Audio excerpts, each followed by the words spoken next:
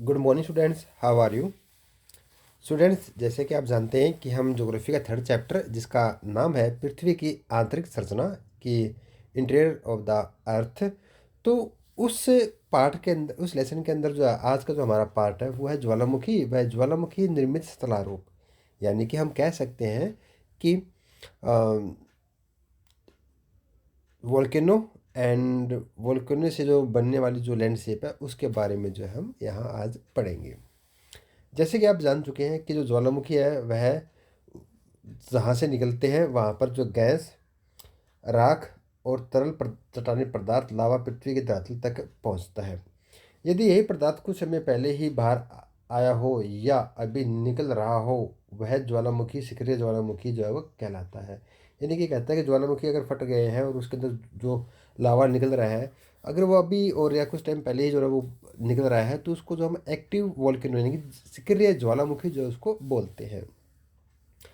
तरल चट्टानी पदार्थ ध्रुवता मंडल से निकलकर धरातल पर पहुंचता है। तो बच्चों यहाँ पर कहता है कि जो वोल्केनो जब फटता है, जब उसमें ब्लास्ट होता है और जो पदार्थ, जो मटेरियल जो है ना हमारे बाहर निकलता है, जो भूपृष्ठ या भूप्रपट्टी पर जब आता है, तो उसको जो ना हम लावा कहते हैं। बट जैसे यह पदार्थ अगर दुर्लभता मंडल के अंदर है, तो वहाँ पर जो ना ये मैग्मा कहलाता है।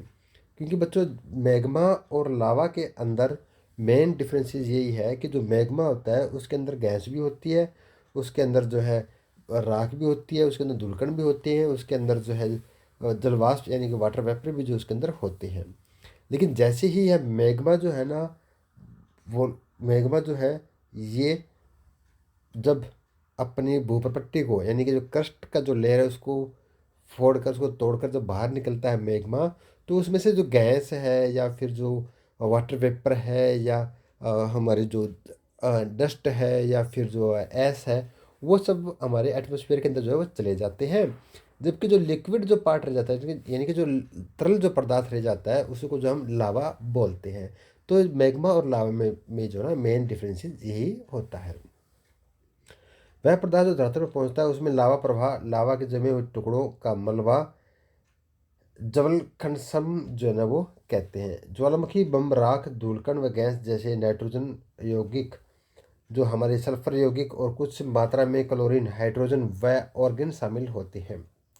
ज्वालामुखी उद्गार की प्रवृत्ति और धरातल पर विकसित आकृतियों के आधार पर ज्वालामुखियों को जो ना हम अलग जो जो हमारे वोल्केनो के जो उसको वोल्केनो का क्लासिफिकेशन जो है हम उनको करेंगे। तो सबसे पहले यहाँ जो आता है वो है अपना शिल्ड ज्वालामुखी। बेसाल्ट प्रवाह को छोड़कर पृथ्वी पर पाए जाने वाले सभी ज्वालामुखियों में शिल्ड ज्वालामुखी सबसे विशाल है। हवाई द्वीप के ज्वालामुखी इसके सबसे अच्छे उदाहरण है। तो बच्चों यहाँ पर कहता है कि जिस बेसाल्ट प्रवाह को छोड़कर जो हम अगर पृथ्वी पर बात करते हैं, तो जितनी भी ज्वालामुखी है उसके अंदर शिल्ड ज्वालामुखी जो सबसे विशाल और महत्वपूर्ण है। और इसके एग्जाम्पल जो है ना हवाई द्वीप के अंदर जो है इसी तरह के जो काफ़ी अच्छे एग्जाम्पल आपको मिल जाएंगे। ये ज्वालामुखीतः बेसाल्ट से निर्मित अपने जो ना हम बात करें तो वो इस तरह की जो ना वो आकृति जो ना वो हमारे यहाँ बनते हैं जब भी ज्वालामुखी फटते हैं। यानी कि ये हमारे जो शिल्ड जो ज्वालामुखी है वो इसी तरह के बनते हैं, जो तरल लावा के ठंडे होने से बनते हैं। यह लावा उद्गर के समय बहुत तरल होता है। जिसके अंदर जो ना बेसाल्ट होगा वो काफ़ी क्या होगा, लिक्विड होगा, वो तरल होगा, ज़्यादा तरल होगा। इसी कारण इन ज्वालामुखियों का ढाल तीव्र नहीं होता। यदि किसी तरह निकास नालिका से पानी भीतर चला जाए तो ये ज्वालामुखी विस्फोटक भी हो जाते हैं। अन्यथा कम विस्फोटक होना ही इनकी विशेषता है। इन ज्वालामुखियों से लावा फुवारे के रूप में जो है बाहर निकलते हैं, बाहर आता है और निकास पर एक शंकु बनता है जिसे सीडर शंकु भी जो है ना हम कह सकते हैं।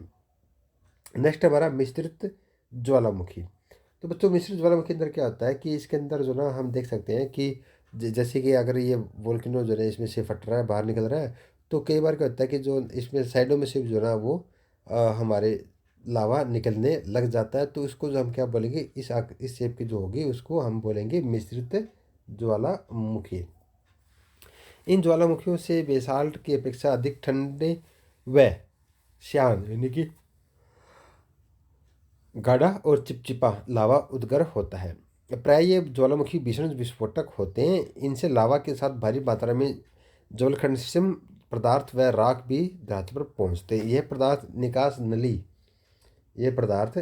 नली के जो पास होते हैं वहाँ पर जो है ना हम देख सकते हैं कि आसपास परतों के रूप में जमा हो जाते हैं। इनके जवाब मिश्रित ज्वालामुखी के रूप में भी हम देख सकते हैं।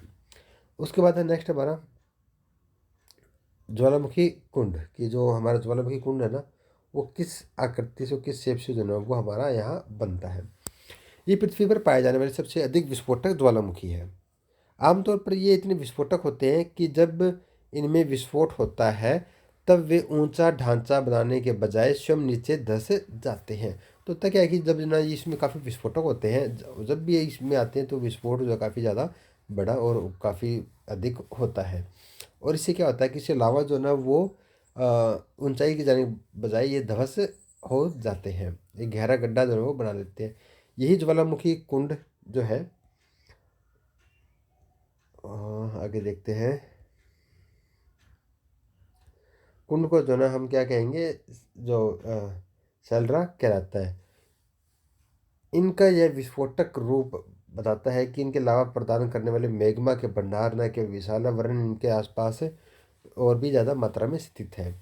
इनके द्वारा निर्मित पहाड़ी मिश्रित ज्वालामुखी के रूप में प्रतीत होती है। तो बच्चों यहाँ पर हम कह सकते हैं कि ये लगभग जो मिश्रित ज्वालामुखी के जैसे ही जो नहीं ये होते हैं।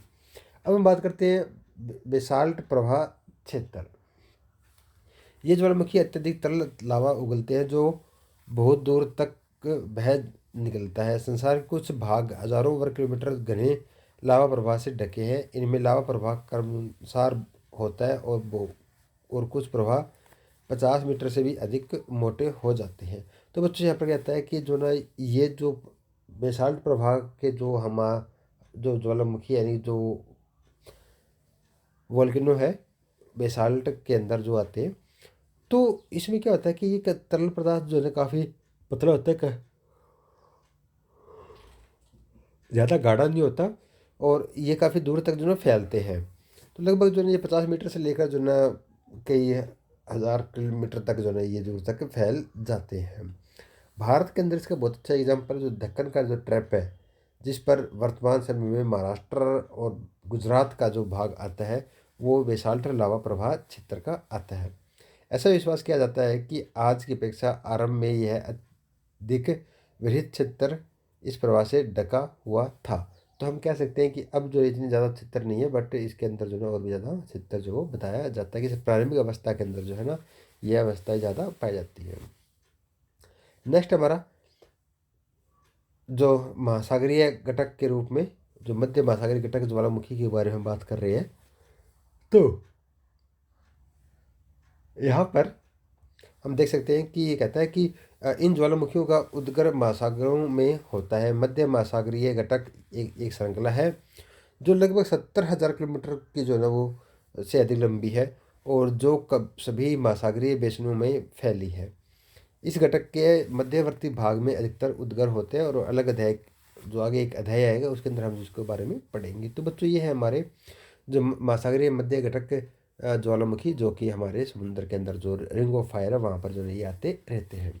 नेक्स्ट टॉपिक हमारा ज्वालामुखी स्थलाकृति। बच्चों ये टॉपिक जो हम नेक्स्ट वीडियो के अंदर जो है करेंगे। तब तक के लिए thank you and have a nice day.